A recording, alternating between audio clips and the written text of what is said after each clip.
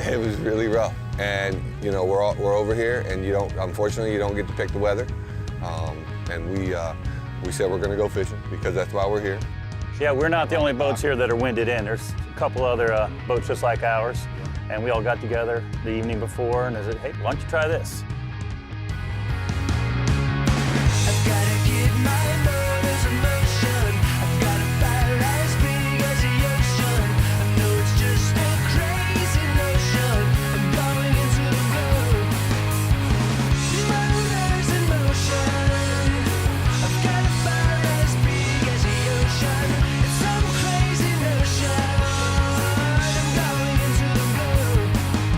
Simrad's Into the Blue, presented by Yellowfin, with Captain Scott Walker and Captain Steve Roger.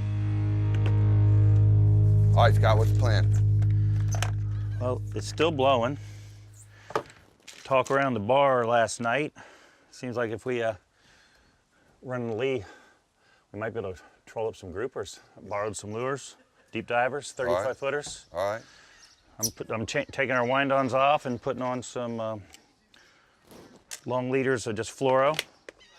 I'm gonna direct tie. See if you get up in your little tower and find those runs of coral heads, and see if we can get some yellowfin groupers or something. I mean, can't stay at the dock all day. Yeah, man. No, listen, it's so rough that I'd be totally happy with not being anchored up and pulling some of these around. Yeah, I've never done it before. I'm ready to try. So, I ain't scared of a couple barracudas because I know you're going to see some today. I got a new dehooker. Yeah, do you? I'll show you how to use it. I hope it works better than it did on that shark. All right. These guys will even eat some of these barracudas. They're begging for them. All right. Instead of just sitting around the pool, it's blowing 27 knots. Let's go ahead and get out there and see what we can make happen. I'm all about it, man. I appreciate you. I'll get this all worked out. All right. If I ain't said it enough, I'll say it again. It was rough. It was really rough, and you know we're over here, and unfortunately you don't get to pick the weather, and we said we're going to go fishing because that's why we're here, and it's a great place to be. You know, it's got all kinds of options. So we said one thing we're going to do is keep it easy on us, and stay in shallow, stay in the lee of the island. Freeport is a long island. The wind was coming out of the northeast. We got on that protected side. We put out those big stretch 30s that we borrowed from a couple, some other fishermen. Yeah, we're not the only boats here that are winded in. There's a couple other boats just like ours. Yeah. And we all got together the evening before and they said, hey, why don't you try this? Yeah, and they gave us some lures, and so it was new for both of us. Mm-hmm. And we had the big grouper rods and the marlin rods and the tuna rods, and that's what you want. You know what? It's still windy. Yeah, I told you that. But it's not as windy. I like the. We're not very far away. We'll open up this sunroof right here, Scotty, and check out your new toy. My new stand-on console dual station. Little push power button there. Once we get going, I think it'll be a lot easier to see the rocks and whatever you got, They said the locals can free dive or dive up to 30 foot, so I think our safe bet to stay deeper than 30. They seem to be on point. No, I haven't pulled many of these. Well, we're going to learn together. Yeah. All right. Well, it was really nice that our neighbors had the big lip deep diving lures. Yeah. I mean, they're really heavily built, giant treble hooks on them. But those lures, they come in a variety of lips. And we wanted to be 35 feet down to fish in 45 to 50 foot. And that company, that particular lure was designed to go down 35 feet at a normal trolling pace, which I think you ended up finding our sweet spot was Sciatia 5-6 knots was when we were really getting the most bites. And that for us was a learning curve. We could have gone faster, could have gone slower, but when we hit that particular spot every time during the course of the day, that would seem to be the magic number to get the bites at 35 feet. But again, we could have had the same lures designed to go 18 to 20 feet or just on the surface. Yeah, we have, obviously. I mean, your local tackle shop provides all those in the colors and the depths you want to mess with. And Shimano makes a lure for casting with a lip on it. You cast it out there, and it's just like casting a plug, man. The faster you reel it, the deeper it's going to dive. The slower you reel it, the shallower it's going to run. That big blade is designed to catch the water, and that's what it does. And then, the strong hooks, that's the key. You got to have a good hook, and the hooks are fine, but those that get in you, No, they don't come out. Yeah, you're not So cutting that- them with dikes you- or anything. yeah, so no, you, you gotta uh, be super careful on Yeah, the boat. you know. Plus, so- around all your new seat deck, I didn't want to mess up anything on your boat. They were going right into a safe Hey, box. I appreciate that, and that was the spot they needed to go. You know, right in that box. And Out of the water and in someplace safe Listen. until they calm down. Oh boy, going down.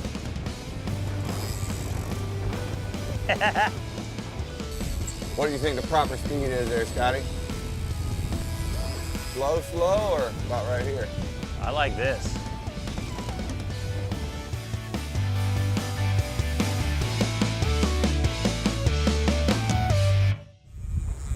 Oh, he rocked us up. How's that possible? That's all right. That's all right. Simrad's Into the Blue, presented by Yellowfin, is brought to you by Hawks Cay Resort, the only key you'll need.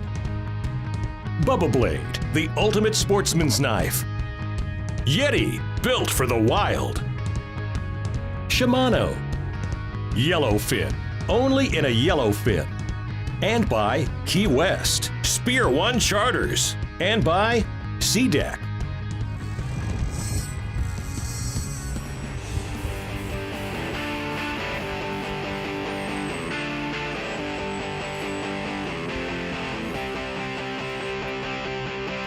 Oh yeah, dude, I'm gonna go up top with the coral heads.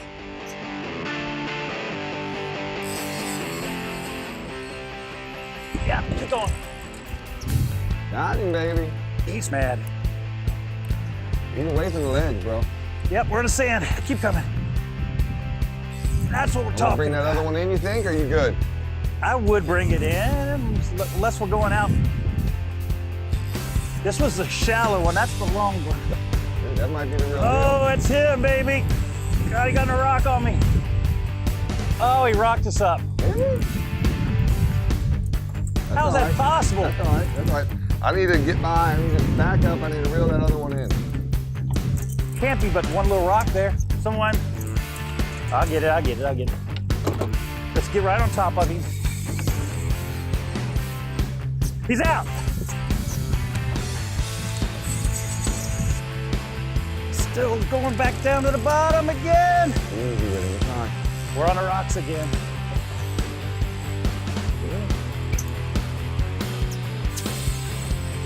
You got 80 or 130 on there? 80. It's out? You're gonna have to help me out here. Found another rock.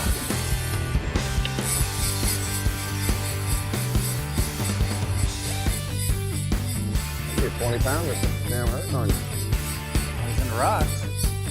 Like you're just on back up over. You're not too tight, right? Give me a second, because Jake could even help us out of that.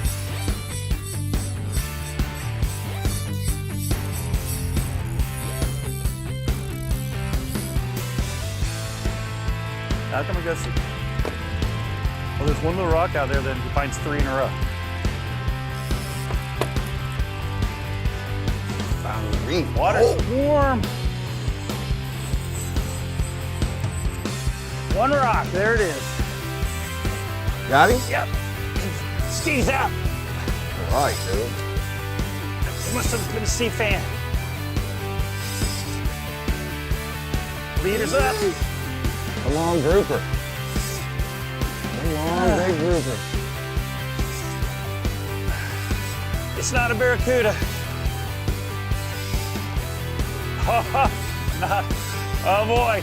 Get that pick gaff, buddy. Biggest mutton I've ever seen. That is awesome, dude. You got him? Yeah, man. This Well, is you barely had him. That's not what I was expecting. Look at how dark that thing is. I got new respect for muttons now. Well, you know that one's living in the rocks. Look at him all busted up here. Man, Look at that, dude. That's my kind of fishing. I'll take that. Man, it's been a while since we had a cuda bite anyway. I'm gonna clean this thing up. I gotta cut it back about 2 feet. Awesome He got me in the rocks. I don't know how. Awesome I guess job. it's that big old motor. How deep was that? I was right on the edge of that rock I had there off that ledge. Like 45. 45, all right. That's my new favorite fishing hole. All right, Scotty, do it again.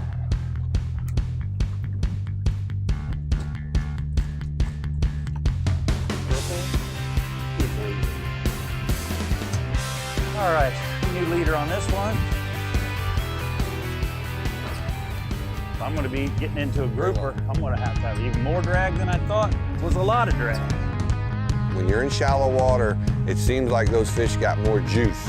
They can run you in a little faster, they're a little stronger.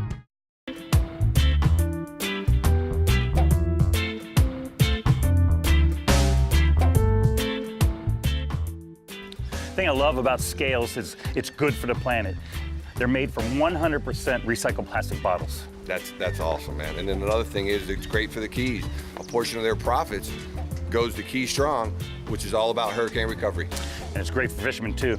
100% stain resistant with a 1-year guarantee. Is that so? Oh, okay. What was that?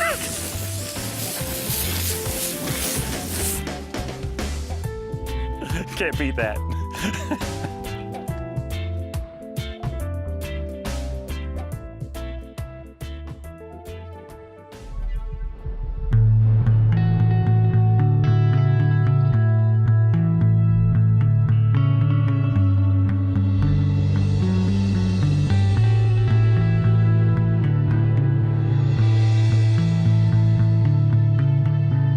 That lure itself is pulling. It's got a big old lip that makes that thing go deep, pulling like crazy. So you want a pretty stiff rod, big reel you can lock up, because if you do hook a nice fish, again, when you're in shallow water, it seems like those fish got more juice.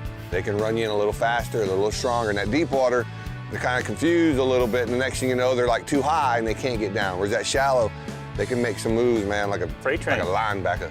The first one that wasn't a barracuda or a Sarah, which everyone told us you're going to have a lot of bycatch. It's going to be barracudas and Sarahs. Yeah. And that was right on point. We had to figure out how much line to get out to get it to the bottom. Didn't take too long to figure out how much line to let out. And I had to keep adjusting with the turns. You were there, in your new tower. You had the bottom machine. It gave you an idea where 40 foot was, but you were actually seeing where you were putting lures right in their face. Yeah, the bottom machine was showing us marks of fish, but really and truly, I was using the chart plotter, because that chart plotter had all those rock ledges and ridges and contours, and then with the glasses I could actually see the long ledges, and we would just work along that hard bottom and that sand, because those fish are going to sit on that edge and they're going to wait for a little crab or a little shrimp to pop his head out of the sand, jump on him, or they're going to wait for a little fish to float by, some ballyhoo or some flying fish or whatever the case may be. I think in that shallow water, I think them big lip lures look like flyers, because we had flyers showering everywhere. The whole time. The whole time, no matter what depth you're in. If you're in 30 foot or you're in 700 or 2,000. So we just worked those lures, and we had, a lot of action, and we were ultimately, with those heavy rods, we were locked up. We had that drag super tight, because you need to be able to pull them away from their house, because they know where it is and they're going to rock you up. And hey, when you're borrowing lures, you don't want to be losing lures. You want to give them back. You want to give them back. So we locked them drags up, and we got the first real good pull. Yeah. I'm thinking, finally got my big grouper. I got my black grouper. Fought like one. And it was a monster mutton, and it rocked me up. And then you back down, we got over it, and you changed direction, and we got him. But that thing was a stud. Yeah, I think that was the best mutton of the trip. Yeah, here he is, I'm telling you. Yeah. That's a big girl. That's not bad, pulling a plug and catching that thing. Yeah, again, I wasn't planning on catching a mutton. We were targeting groupers, and then we ended up, getting this stud here, and about, it took another hour later, the rod really fired off, and I broke the hook. Oh, yeah! Popped him off. That's good. No, we were almost tight enough. Damn it, man. A little too much horsepower. That's a whole 900 back there. I know that, as hard as this one fought, it had another gear. So you know that we had what we were after. Yeah, and I was to blame on that a little bit too, because we had got rocked up on that, so I'm like, listen, that drag ain't tight enough. And I pulled on it, it wasn't. And I told you, lock it up, baby, pop them or stop them. But unfortunately, we didn't pop them. Right. We had a failure on the split ring. Split ring The split opened ring up. opened up on us. But that's the kind of pressure, you imagine what it takes to open that up. Right. That's the pressure you need to apply when you're pulling those lures in that shallow water around the house of those groupers. Because that house is sharp, it's coral, and it's deep hole, you know what I mean? They're gonna go in there and hide from the sharks, they're gonna hide from the divers, and if you hook them, they're going. So you gotta stop them or pop them.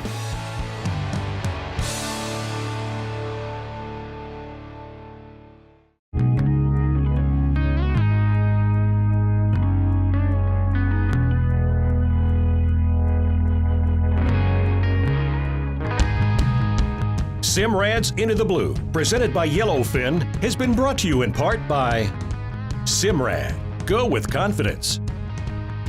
Scales, every degree of water. Mercury Marine, go boldly. West Marine, for your life on the water. And by Ameritrail, Costa, Power Pro, and Blue Marlin Cove.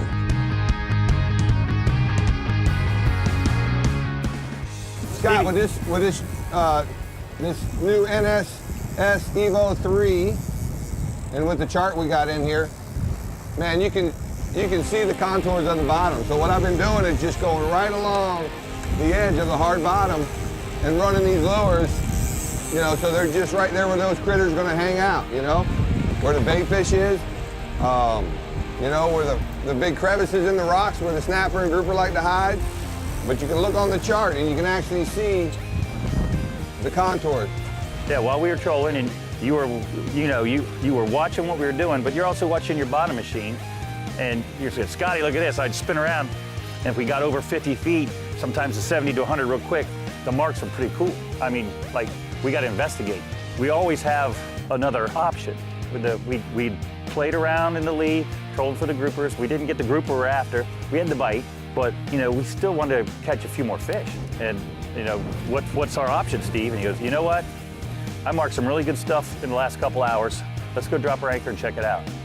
I mean, these are spots. We didn't go with 8 spots in our book. No. We made these numbers. Yeah, we just mark fish, and that's the great thing about, and I always say it about these muttons, to me, they're like the gazelle on the plains of Africa or whatever, man. They're runners. They just cruise that edge, man. You know, 1 minute they're in 200-300, the next minute they're up in like 60 foot of water. We had some great marks on that roll off. We put it down, shut her all down, we anchored up, and we just started trickling out those glass minnows that you thought of to bring, because that was a great asset to this situation. And when you're just trickling that stuff out, there's something about a fish has to investigate that natural free-falling product, because fish, you know, be it a cuda, be it a shark, be it a wahoo clipping something up top, the fast hunters, there's gonna be scraps. And these muttons, are, you know, they'll eat scraps, the yellowtail eats scraps, hell, grouper will eat scraps. But he has to investigate it. Sure, when you're working a lure or a jig, fish come running in fast and strike it, and it's an aggressive deal. But man, that free fall stuff is just, you know, it's an easy way to get a meal. They think it's a little scrap. The bird might have dropped something, or, you know, something. You see in the bait balls, probably seen it with the sailfish. You know, they get in there and beat up all the bait. They don't eat them all. Scales and stuff are falling down, and these snappers are always there to pick it up. I mean, that's what they do. They're like the vacuum cleaners of the reef, you know? Come on, baby. Turn him.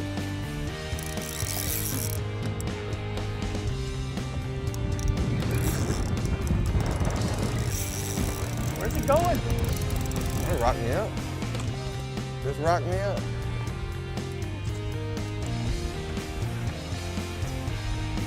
No way. Yeah, rock me up. Well, I got that 25 in that little hook. Son of a gun. Can you feel it? Yeah. I mean, he's out. Sweet. Gotta be a mutton if it run you in the bottom. It ain't a little teeny weeny baby. Well, they love mahua though. Come on. Elephants eat peanuts. No, he's not that big. I'm not worthy. You still got me. You still got it. The Bahamian mutton for the box. You cut it and I'll find something else. One more for the dinner plate tonight. Just driving along the bottom, marked a few good spots, come back and visit them, and look what you got. Yeah, they didn't want the plug. They were tired of chasing it. So we just started trickling those baby mahuas back, and man, it was... Well, I went right for the kill with the lead, and I was getting no action. I thought that the mark wasn't going to pay off at all. And then you went to the, the super light jig and just put a mahua on there, and we didn't have any current. The wind was crazy. Well, that's what allowed me to do that. Right. That's what allowed us to do that. And the beauty of it is, the fish were there. We didn't know it. We marked what we thought they were, but I wasn't getting action. I wouldn't get any trigger cutoffs up. My bait was just sitting there. I felt like it was in the desert. And then you got your first pickup, and again, I was pretty sure it was a triggerfish. And then that beautiful mutton came up. I said, all right, what are you doing different? So I put my stuff away. I rigged just like you. And in 30 minutes, we caught 4 of these really nice muttons on the super light tackle. Yeah. Target species, I boss. wrapped it up. Washing my hands. Way to wrap it up, baby. That's a good one. Bam! Take that. You got him? You know what happens when the fish are biting? We don't help each other out. You're on your own. Yeah. You're on your own. I'll take these all day long. Oh yeah.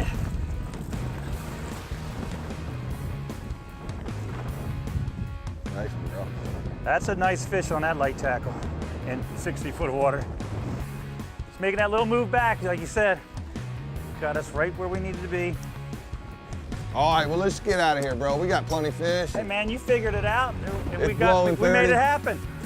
3 more nice muttons in 30 minutes just from driving around looking for groupers all day. You found a new spot. Put it in the chart. Bahamas, mutton 1. All right, let's get out of here, buddy.